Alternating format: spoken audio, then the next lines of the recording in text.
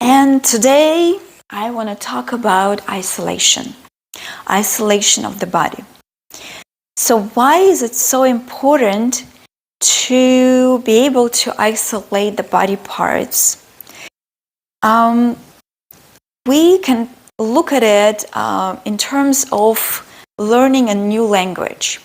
When you learn a new language, you first learn letters and sounds. Then you put those letters into words and words into sentences.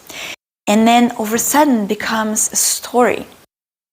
So dance is a language as well, different language.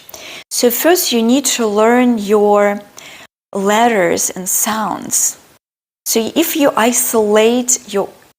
can isolate your body parts, then you can put it in the dance words and dance sentences, and then you can tell a story through the movement. So the first thing, let's learn sounds and letters. So today's topic is about isolation of the body, of the upper body and the lower body. Upper body, I mean, including shoulders, your arms, your rib cage, everything above your belly button. Okay, so this is the upper body. And then lower body, which starts from belly button and down. So that includes your hips, your legs, your knees, and feet, etc. So when we can move our hips and shoulders, I will say it like this, shoulders upper body, hips are lower body. When we can move our shoulders and hips against each other in different directions, then we can create magic on the dance floor. So how to train to hold one part of the body, one lower part of the body, from moving, stabilize it, let's say it this way, how to stabilize one part when the other part is moving. So that's exercises come in my head. So we take a chair. I place it this way. We're going to sit down in the chair, making sure we're not too relaxed and comfortable, but we are sitting on the edge of the chair. Our feet are flat on the floor, and we have a nice stretched spine. Now, arms, we're going to hold right in front. Okay, right in front of you. So imagine you having a book, and your palms of the hands are books that you're holding. And they're always facing you. So when you turn your shoulders to the left, your arms are still in front of your face. Neutral. And then you twist to the right. Your arms are still in front of you, meaning in front of your face. So you move it to the left. Now, things to check here. When you move your arms to the left or right, you want to make sure that your armpits are still have air underneath them. So if you go like this and you move your arms one way and then move them other way, you are not actually twisting, but you moving your arms separately from the body. The body is the rib cage. That is the most important part. So here, when you twist, the more you twist, by the way, the more you pull the belly button in towards your spine. Really tough.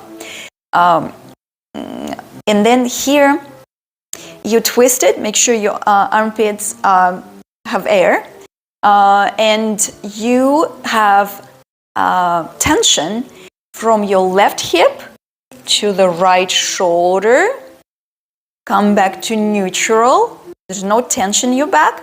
and then move it to the other side. Again, check all things.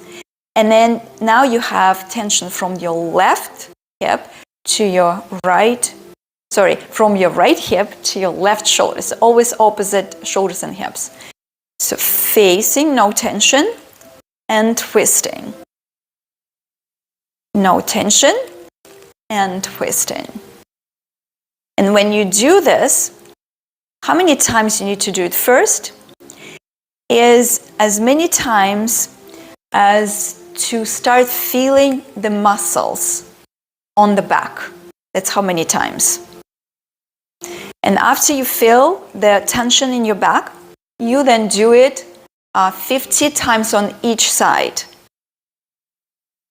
Just like that, facing, pulling the belly in, twisting, finding the tension in your back. No tension, tension, no tension.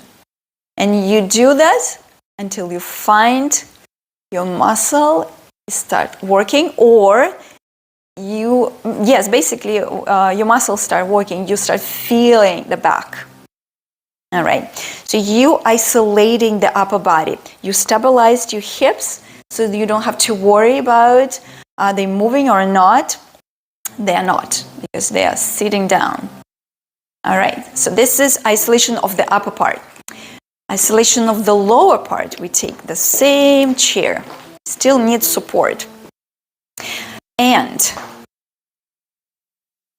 I want to have 2 hands on the chair. And I want to come up on my toes. We're coming up on the toes, so it's easy for us to twist our lower body. So now we're stabilizing our upper part of the body, which are shoulders, by holding the chair with both arms. And we're going to twist hips to the right and to the left. Not forgetting to always come back to neutral. And twist on the other side and come back to neutral. All the way until you're feeling this twist in your back. So that's shoulders facing always the same direction. Shoulders always facing the same direction. And you turn neutral, turn neutral. Twist as much as you can. As much as you can. As much as you can to the right, and as much as you can to the left. Now, here look at how I'm holding my upper body. I'm trying to hold my shoulders still. I don't want to turn all, because we're not practicing anything, we're not twisting anything. Okay, my shoulders are standing, facing forward. My lower part turned a lot. Believe me, turn a lot. Here we go. That's so you can see what my shoulders are doing.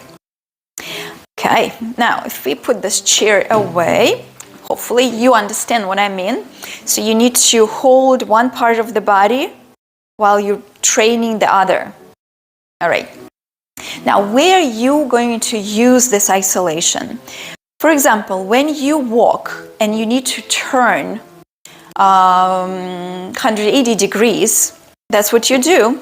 Look how it's going to look when you not using any isolation of upper part and lower part. So you're just walking, dancing, walking forward, and then everything turns. And you walk, and everything turns. And now I'm going to use isolation of my upper part first, and then my lower part. I'm going to snap in place. 1, 2, 3. I first turn my shoulders, then my hip. And then this way I walk, my shoulders, then my hip. So I hope you can feel and see the difference in 2 ways of doing this walk and turn.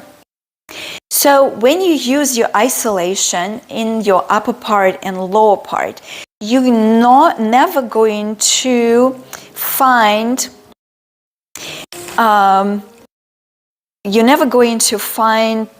that your shoulders and your hips are facing the same direction, or your legs apart. Your hips are turning, your shoulders are standing still, or your shoulders turning and your hips are standing still. Okay?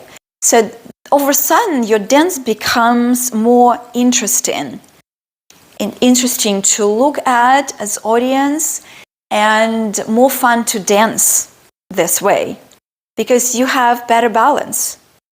And imagine you dance and you don't lose your balance. All of a sudden, it becomes fun dancing. And because you have fun dancing, everybody around you looking at you having fun as well. So it's a win-win situation.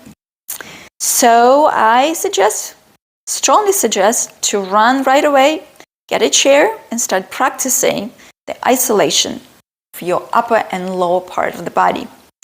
All right, and I will see you in the next video. Bye.